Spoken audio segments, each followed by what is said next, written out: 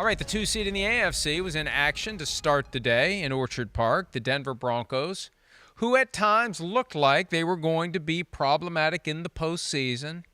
They were not. Now, they were up 7-0. Yeah, right. But then the Buffalo Bills showed up, and Josh Allen did Josh Allen things. And even though the Broncos are on the upward trajectory and they won plenty of games this year and their defense was very good, they didn't have to deal with Josh Allen until the postseason. And we see what most defenses who will face Josh Allen the rest of the way experienced.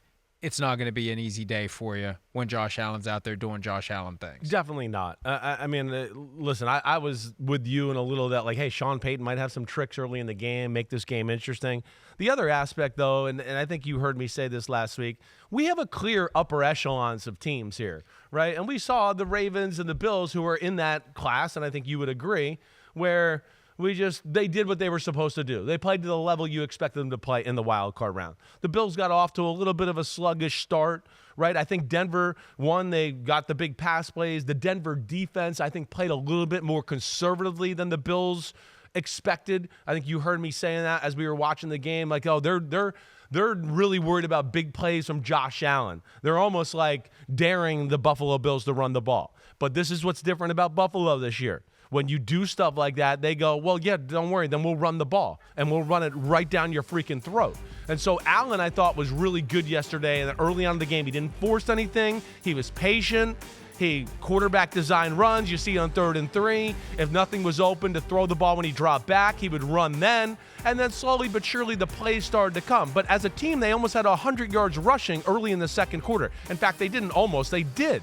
And that's where Buffalo's a different animal this year. They can pass protect as good as anybody in football, and they can run the ball just about as good as anybody in football. And then, like you said, Josh Allen's their damn quarterback, and he puts you in a whole bunch of other different binds because he's awesome. And, of course, a possible MVP candidate there. It really was statistical domination. 471 total yards for Buffalo, 224 for Denver, more than 2-1. 72 plays to 42.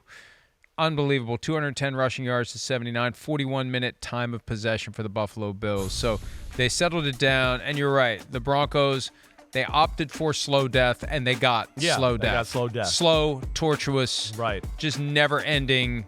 And they got as far as they are capable this year with the talent they have. A good start for Bo Nix. Right. Sean Payton, year 2 of the program, overachieving, getting back to the playoffs for the first time since 2015. I'm sure he's not happy with the outcome yesterday. Russell Wilson, $39 million. Right, $39 million minus 1.21. What did I say? They had the lowest cap number ever for a team to make the playoffs, right? That just tells you they won the year. I don't give a shit what happened yesterday. They won the year. Watch out for the Broncos and Sean Payton going forward. That's for sure. Apparently doesn't give a shit what will happen today after the show either when your phone starts blowing up. Although, it's funny.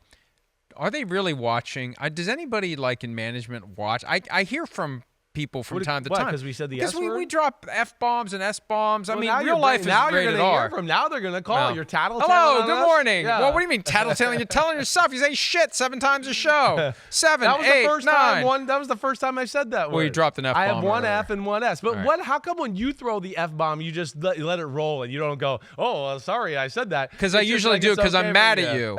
Hi, it's Mike Florio. Thanks for watching PFT on YouTube. Hit subscribe for the latest news and analysis from Pro Football Talk.